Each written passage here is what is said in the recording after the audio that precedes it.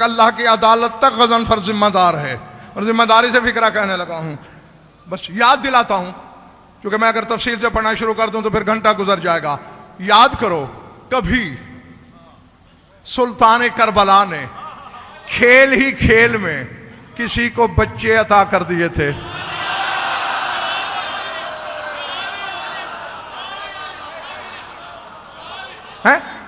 اب پتہ نہیں ارباب منبر یہ واقعہ کہاں سے پڑھتے ہیں، میں جہاں سے پڑھ رہا ہوں سنی سنائی پڑھنے کی غضنفر کو عادت نہیں، خود جو آنکھوں سے دیکھتا ہوں وہی پڑھتا ہوں.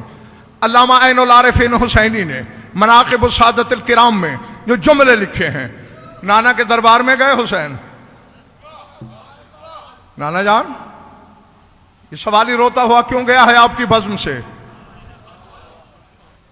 حسین تم کیوں سفارشی ہو؟ کہا سفارشی نہیں، وکیل ہوں.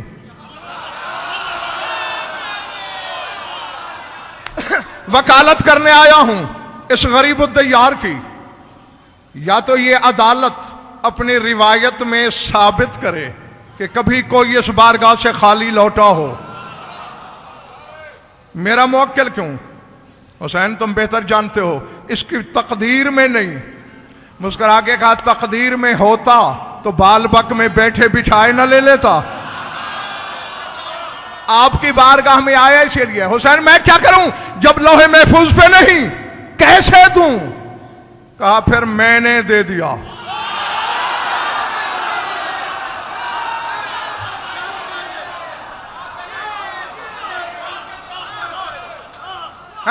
میں پھر جو آغاز میں نے جملے کہے تھے کہ میرا خطاب اس کے لیے ہوتا ہے جو ان کو مانتا ہے، سوچتا نہیں. چونکہ ہماری عقل مدرکات پر محیط ہو سکتی ہے اور یہ لوگ ادراک سے پہلے کے ہیں. ہاں اس لیے ہمارے ادراک میں نہیں آ سکتے. میرے بزرگوں بھائی عزیزو، رسول نے بظاہر حیران ہو کے کہا کیا کہہ رہے ہو حسین؟ میں نے 2 دے دیے. حسین لوح کو تو پڑھ لے، 3 دے دیے. حسین مقدر میں نہیں، 4 دے دیے. حسین تو یہ ہو کیا گیا ہے؟ 5 دے دیے. حسین وحی سے تو مشورہ کر لے، 6 دے دیے. حسین اللہ سے تو پوچھ، 7 دے دیے.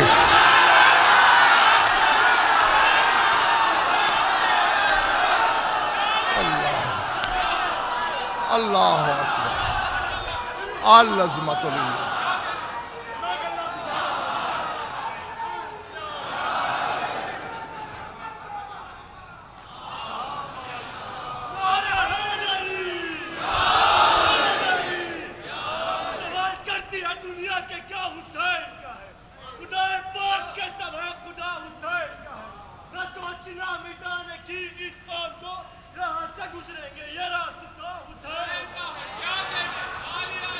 تھک گئے تو چھوڑ دوں.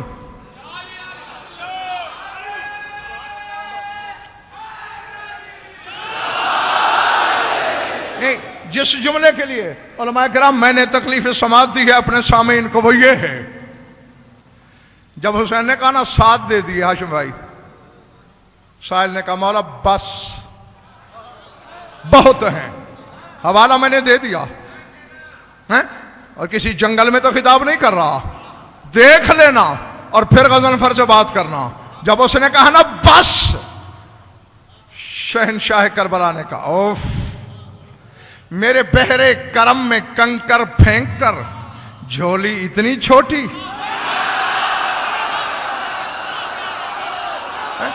نہیں نہیں نہیں نہیں نہیں، حیدرآباد والوں جو جملہ میں کہنے چلا ہوں اسے لکھنا لوح دل پر. میرے مولا نے کہا کاش تو کم ظرفی نہ کرتا اور چپ رہتا تو میدان قیامت میں اولاد آدم ایک طرف آتی.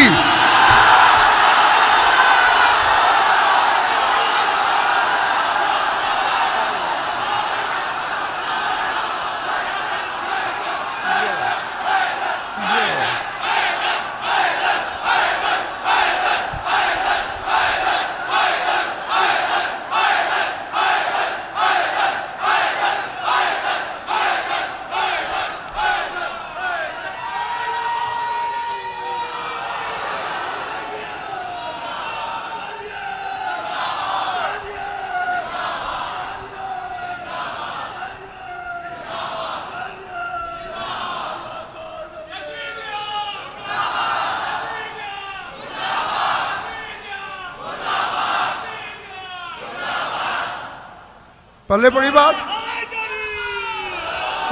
نہیں کیا فرمایا میرے شہنشاہ نے؟ اگر تم چپ رہتے تو میدان قیامت میں اولاد آدم ایک طرف ہوتی اور میرے بخشے ہوئے بیٹے. نہیں علی والا ان پڑھ ہو سکتا ہے، جاہل نہیں ہو سکتا. ہاں تو میرا خطاب جوہلا سے نہیں ہے، علی والوں سے ہے.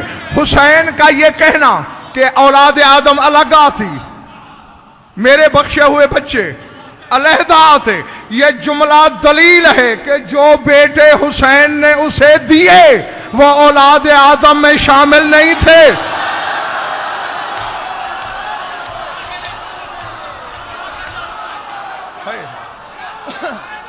سمجھ میں آ رہی ہے بات یا نہیں؟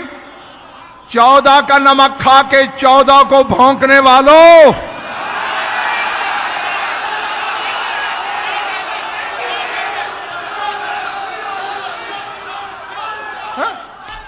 جن کی عطا اولاد آدم کے زمرے میں نہیں، وہ خود تیرے زمرے میں کیسے شامل ہو سکتے ہیں؟ پلے پڑ رہی ہے میری بات؟ سر سے تو نہیں گزر گئی نا؟ تیرا میرا ابا آدم پرسوں ہوا ہے، 10,000 سال سے پیچھے چلے جاؤ تو آدم کا وجود نہیں ملتا ہے، اور 10 لاکھ عالم تک کی حدیث موجود ہے نا کتابوں میں. 10 لاکھ عالم کے وجود کی سوچ نہیں تھی، یہ تھے.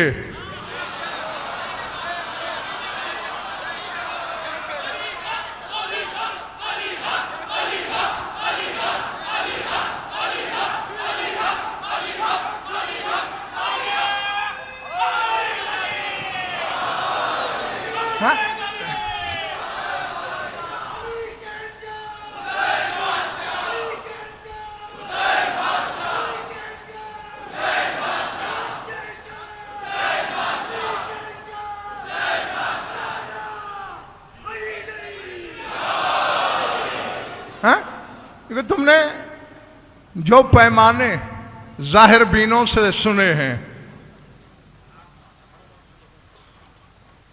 انہیں سے پرکھتے ہو، جو میزان دنیا نے قائم کیے ہیں انہی میں تولتے ہو.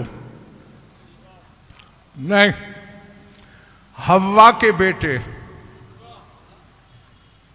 حوا کی تخلیق کے سبب کے بیٹوں کو کیا سوچیں گے؟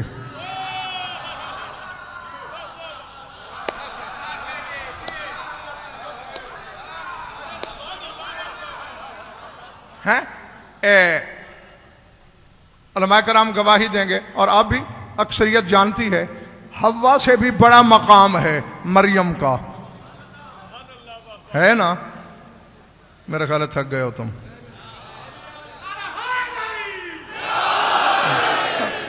میں اسی وقت تک چلا کرتا ہوں جب تک قوت خرید دیکھتا ہوں، اس کے بعد پھر سمیٹ لیا کرتا ہوں.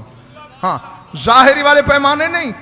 وہ علامہ محمد باقر طہرانی علی اللہ مقامہ کے زمانے کا واقعہ ہے، ایک عیسائی عالم سے ان کا مناظرہ ہو گیا تو اس نے کہا مریم سیدہ سے افضل ہے. کیوں؟ ان کا تمہارے قرآن کی دلیل سے. ہمارے قرآن نے کب کہا؟ ان کا دیکھو تمہارے ہی قرآن میں مریم کا نام 2 درجن سے بھی زائد مرتبہ آیا، جبکہ فاطمہ کا نام تک نہیں قرآن میں، تو پھر افضل کون ہوا؟ علامہ علی اللہ مقام مسکرائے اور فرمایا کبھی بادشاہ کے دربار میں جانے کا اتفاق ہوا؟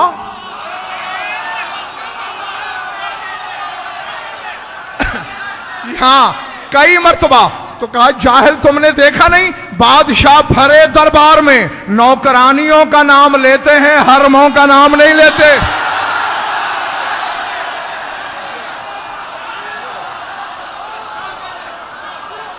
سمجھ میں آئی بات؟ ہاں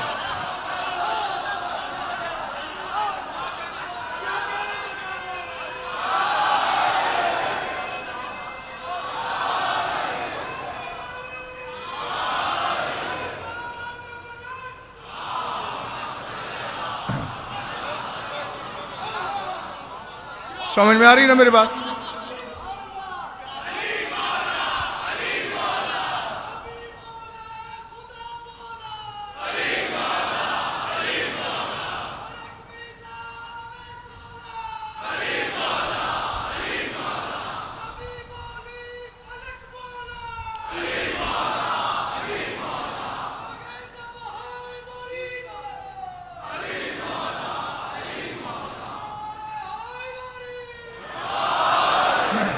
ہاں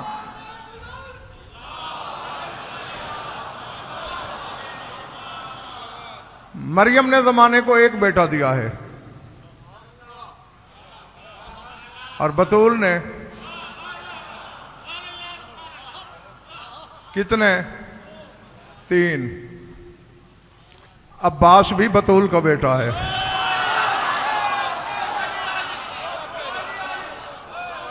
جی، اور طلب کر کے دیا، اپنے نام لگا کے دیا، اپنی وراثت کا شرعی حقدار ٹھہرا کے دیا۔ سیدہ کی وصیت ہے، تحریری وصیت ہے کہ اگر میرا فدق واپس مل جائے تو اسے 4 برابر کے حصوں میں تقسیم کیا جائے، ایک حصہ حسن یا اس وقت جو اس کی اولاد ہو، ایک حصہ حسین یا اولاد حسین، ایک حصہ زینب کلثوم اور ایک حصہ عباس یا اس کی اولاد کو دیا جائے۔ ہاں تو 3 دیے۔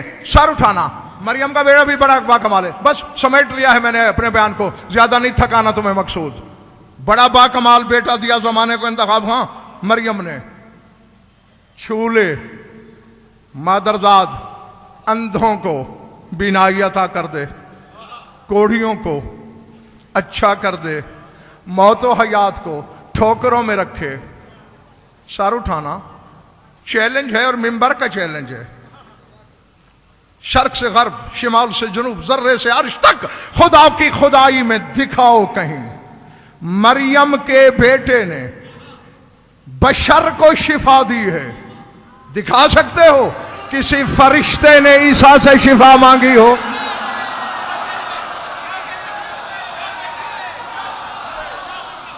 اللہ،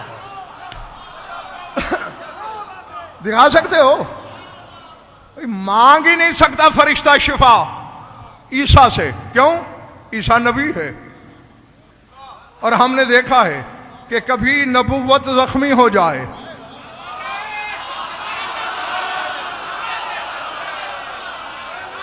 تو شام کو اللہ فرشتوں کو بھیجتا ہے کہ اپنے پر مس کر اس کے بدن سے۔ فرشتہ نبی کے بدن کو چھوتا ہے، زخم مل جاتے ہیں، تو فرشتہ تو نبی کو شفا دیتا ہے۔ سروں سے گزر رہا ہے میرا جملہ؟ اب مجھے نہیں خبر کہ میں آبادی میں خطاب کر رہا ہوں یا جنگل میں۔ میرے سامنے سارے ماننے والے ہیں یا سوچ کے بیمار بھی بیٹھے ہیں۔ فرشتہ شفا دیتا ہے، نبی سے مانگے کیسے؟ اور اگر کبھی فرشتہ زخمی ہو جائے